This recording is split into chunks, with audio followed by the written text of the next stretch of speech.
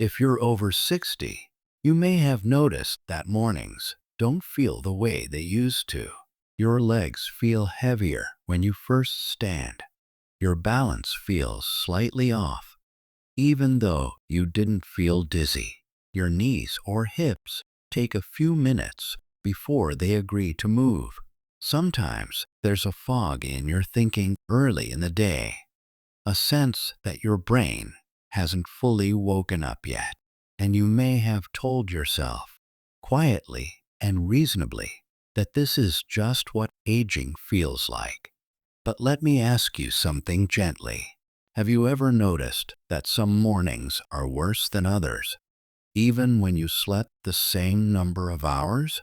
Have you noticed that after certain mornings, your joints ache more by midday, your legs feel weaker by the afternoon, or your memory feels less sharp than usual? And have you ever wondered why that happens when you've been doing all the right things?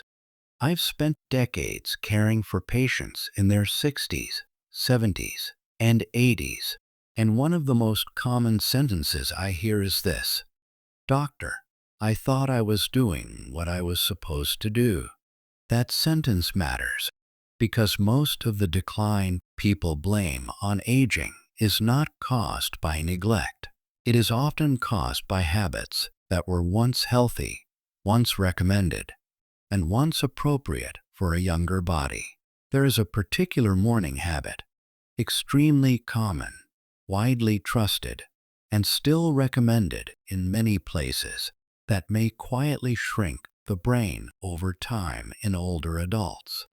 Not suddenly, not dramatically, but slowly, subtly, and silently. And the most troubling part is that people adopt this habit believing they are protecting their health. If this feels uncomfortable to hear, I want you to know something clearly. You did nothing wrong. Your body has changed, and the advice that once worked no longer fits the biology you're living in now. Aging is not a failure of the body. It is a shift in how the body responds to signals.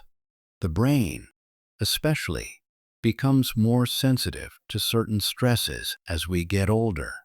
Blood sugar fluctuations affect it more. Inflammation lingers longer. Blood flow becomes slightly less efficient, and the brain, which depends on steady fuel and circulation, reacts quietly when those needs are not met.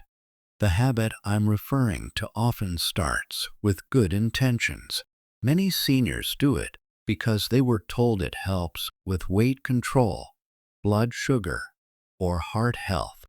Some do it because they believe skipping it gives their digestive system a rest.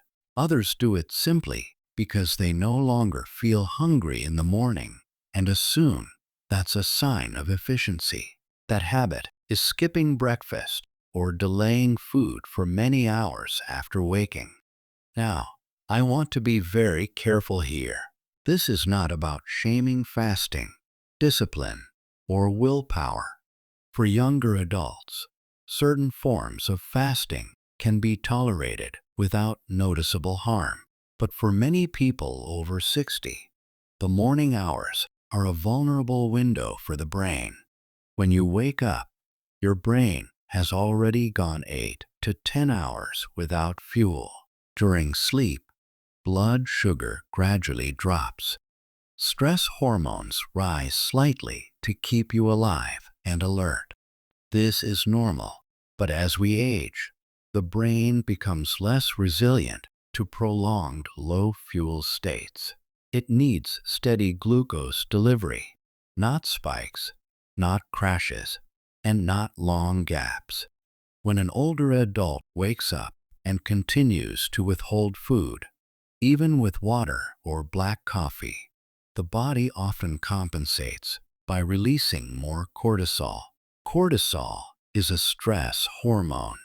In small amounts, it's useful, but chronically elevated cortisol in the morning can worsen inflammation, reduce blood flow to certain brain regions, and interfere with memory formation.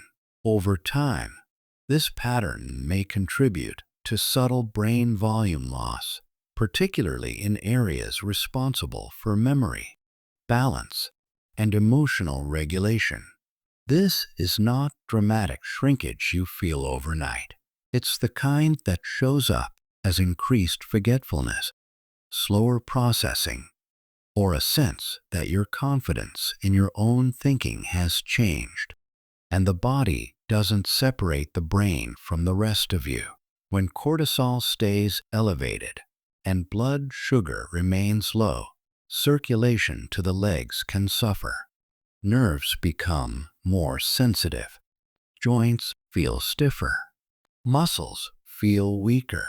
Balance becomes less reliable, especially in the morning. Many people tell me they feel most unsteady when they first get out of bed. That's not just stiff joints. That's the nervous system struggling to coordinate movement without adequate fuel. What makes this habit especially dangerous is how quiet it is. You don't feel pain immediately. You don't feel a warning signal. You may even feel temporarily alert because cortisol creates a false sense of energy. But beneath that alertness, the brain is under stress. And because the effects are gradual, people assume they're normal. I guess my memory isn't what it used to be. I guess my legs are weaker now. I guess this is just aging. But aging itself is not the enemy. Mismatched habits are. The advice to skip breakfast came from a time when metabolic disease was rising rapidly and people were eating highly processed, sugar-heavy morning foods. The solution was not no food, but better food. Unfortunately, that nuance was lost, and many older adults were left with advice that doesn't serve them well anymore. As we age, our ability to stabilize blood sugar without food diminishes. Our liver releases glucose less efficiently. Our muscles store less glycogen. Our brain becomes more dependent on regular intake. So when you skip the morning meal, the body pulls from reserves that are already limited. That's why so many seniors experience burning feet, heavy legs, or aching knees later in the day after a skipped breakfast. The nervous system has been running under stress since morning. This doesn't mean everyone over 60 must eat a large meal at sunrise. It means the brain needs a gentle signal that the day has begun and that fuel is available. Without that signal, stress pathways dominate, and stress, when chronic, quietly damages the brain. In the next portion, I'm going to explain what actually happens inside the aging brain during prolonged morning fasting, why inflammation plays such a central role, and how this habit interacts with circulation, balance, and mobility in ways most people never connect. Not to frighten you, but to give you clarity. Because clarity restores control.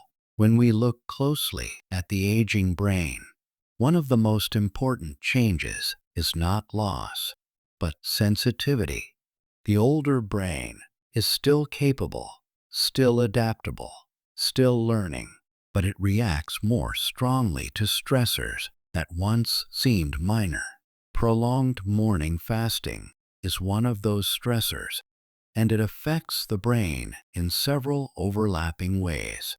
First, let's talk about blood sugar, because this is often misunderstood. The brain uses glucose as its primary fuel. Unlike muscles, it cannot store significant amounts. It depends on a steady supply from the bloodstream. In younger adults, the liver can release glucose smoothly for many hours without food. In older adults, this release becomes less predictable. When breakfast is skipped, blood sugar may dip lower than expected. The brain senses this drop and activates stress pathways to protect itself. Cortisol and adrenaline rise. Heart rate may increase slightly. Blood vessels constrict in certain areas to preserve core function. This response keeps you awake, but it is not nourishing. Over time, repeated activation of this stress response can impair the hippocampus, a region involved in memory and spatial awareness. That's one reason seniors who routinely skip breakfast often report trouble remembering names, directions, or why they walked into a room. Now add inflammation to this picture. Aging is associated with low-grade chronic inflammation, sometimes called inflammaging. This doesn't cause obvious illness, but it makes tissues more reactive. When cortisol rises repeatedly, it can worsen this inflammatory background. Inflammation affects blood vessels, making them slightly less flexible. In the brain, this can reduce microcirculation. In the legs, it can contribute to stiffness, swelling, and that heavy sensation many people feel by afternoon. This is where the connection between the brain and mobility becomes clear. Balance is not just about muscles. It's about the brain's ability to integrate sensory input from the feet, joints, and inner ear. When brain regions involved in coordination are underfueled or inflamed, balance suffers. Many seniors tell me they feel off in the mornings, even if they don't feel dizzy. They feel less confident stepping downstairs. They hold onto furniture longer. This is not weakness alone. It's the nervous system lacking optimal support. Another overlooked factor is protein availability. As we age, we become less efficient at using dietary protein to maintain muscle and nerve tissue. Skipping breakfast often means missing an opportunity to provide amino acids early in the day, when muscle breakdown tends to be higher.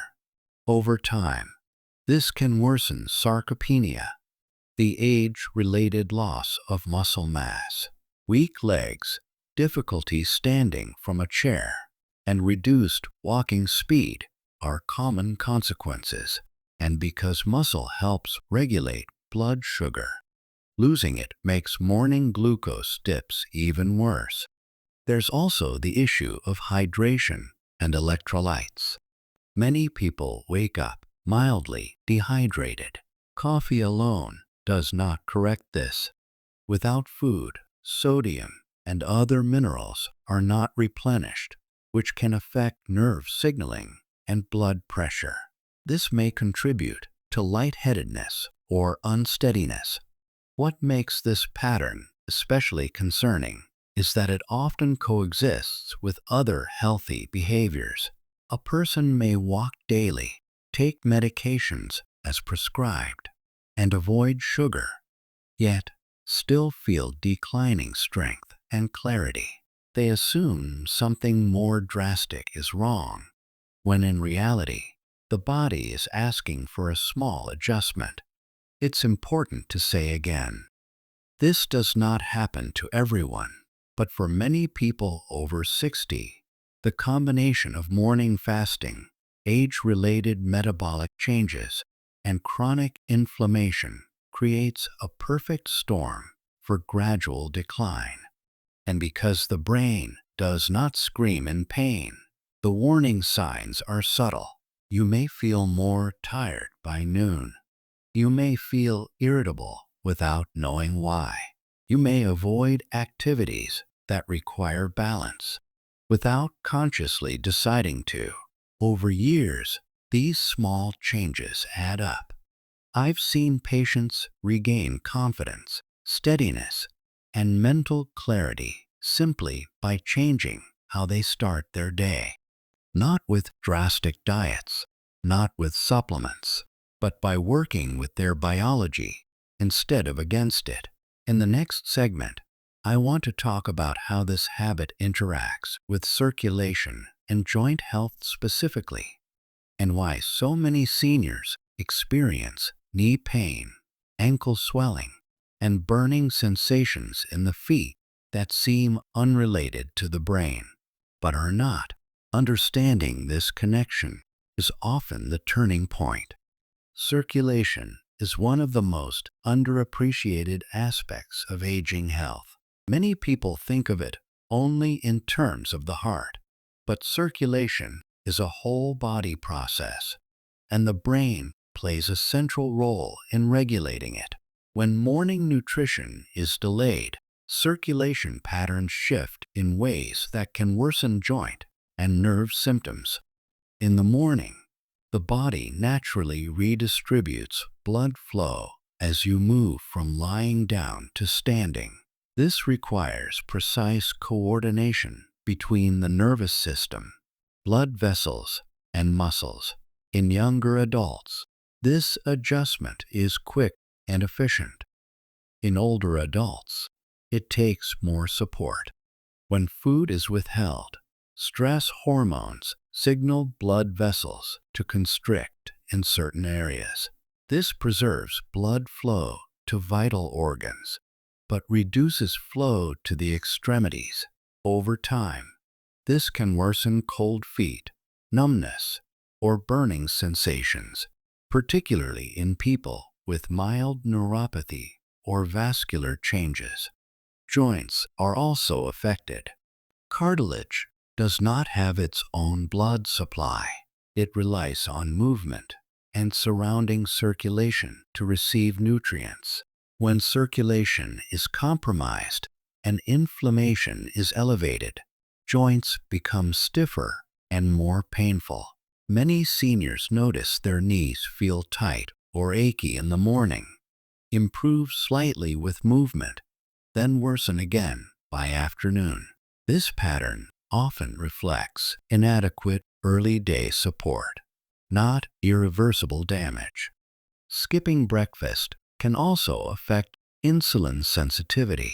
While avoiding sugar spikes is important, prolonged fasting in older adults can sometimes make the body less responsive to insulin later in the day.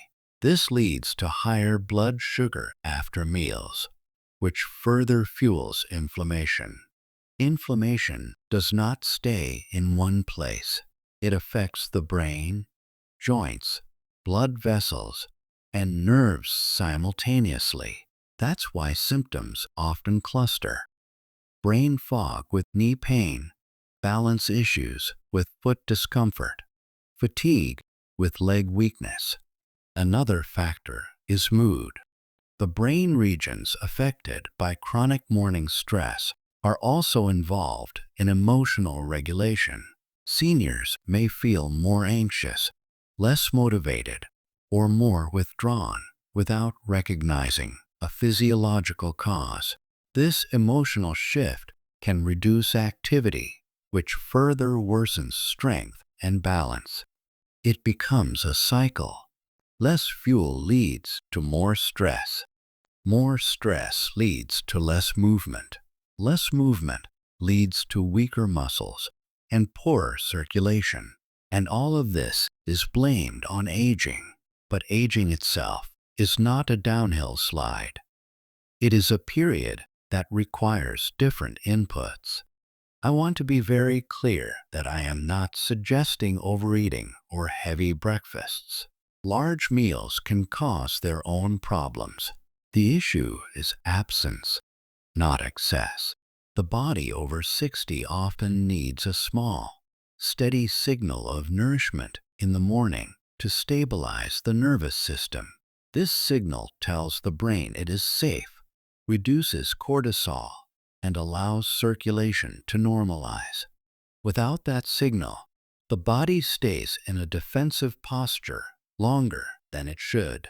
Over years, that posture takes a toll. In the final portion, I want to talk about what actually works better for the aging body, how to support the brain without overwhelming digestion, how to improve circulation and joint comfort gently, and how small changes can restore a sense of control and confidence without fear or urgency. The good news is that the aging body responds remarkably well to small, thoughtful adjustments. You do not need to overhaul your life. You do not need to eat foods you dislike or follow rigid rules. You simply need to give your body what it needs now, not what it needed decades ago. For many people over 60, this means starting the day with a modest, balanced intake that provides gentle fuel, something that includes protein, a small amount of healthy fat, and minimal refined sugar. This could be as simple as a small portion of yogurt, eggs, or a protein-rich smoothie. The goal is not fullness. The goal is signaling.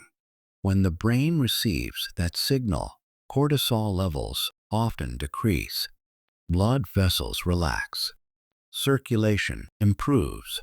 Many people notice their legs feel lighter, their balance steadier, and their mind clearer within weeks. Hydration also matters. Water with a pinch of minerals or alongside food helps stabilize blood pressure and nerve signaling. This can reduce morning lightheadedness and support joint lubrication. Movement, when paired with nourishment, becomes more effective. Gentle stretching or walking after a light breakfast improves circulation to joints and cartilage. Muscles respond better when they are not in a stress state. These changes work with the aging body, not against it. They respect the reality that metabolism shifts, inflammation increases, and resilience changes. And they honor the dignity of aging by focusing on function, not restriction. I've watched patients regain confidence in their steps, reduce joint discomfort, and feel more mentally present simply by changing how they start their morning. Not overnight, gradually, sustainably. Aging does not mean surrendering independence.